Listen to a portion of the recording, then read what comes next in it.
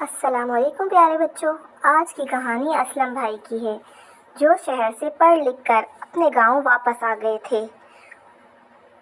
ان کی چھوٹی بہن چھٹکی کو ان سے بہت شکایتیں تھیں۔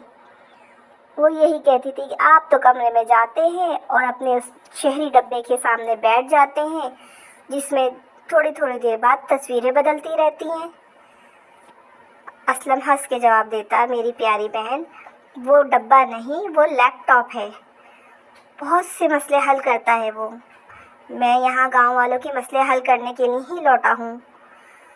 اور بڑی بہن بھی کہاں پیچھے تھی، وہ بھی کہتی، میں نے خود دیکھا ہے، بھائی بٹن پہ انگلی مارتا ہے تو آگے کی تصویر ہی بدل جاتی ہے، پتہ نہیں کون سا جادوئی ڈبہ لے کر آیا ہے شہر سے۔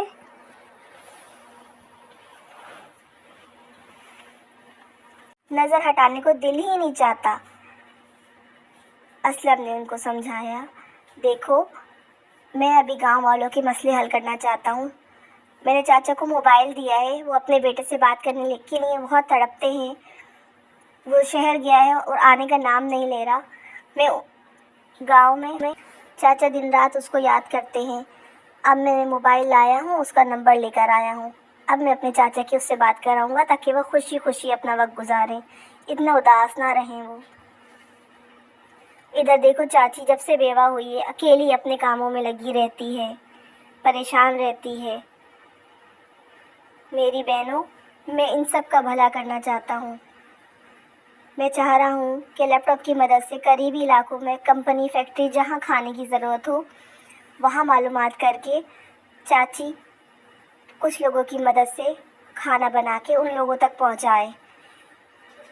اس سے ہمارے گاؤں والوں کا بھلا ہوگا، انہیں روزگار ملے گا اور خوشحالی آئے گی۔ اگر میرے پڑھنے لکھنے کا فائدہ میرے اپنوں کو ہی نہ ہو تو کیا فائدہ ایسی پڑھائی کا۔ چاچی بھی اب اچھی حالات میں رہنے لگی ہے، خوش ہے وہ۔ گاؤں والے بھی اسلم کی بہت تعریف کرتے ہیں کہ یہ بچہ جا کے سیکھ کے آیا ہے اور ہمارے ہی بھلا کر رہا ہے، اللہ اسے بہت خوش رکھے۔ پیارے بچے، ہمیں اس کہانی سے یہ سبق ملتا ہے کہ ہم جو بھی تعلیم و ہنر حاصل کرتے ہیں ہمارے ارد گرد کے لوگوں کا اس پر سب سے زیادہ حق ہے اور ہمیں انہی کو سب سے زیادہ فائدہ پہنچانا چاہیے۔ یہ بات اللہ تعالیٰ کو بھی بہت پسند ہے۔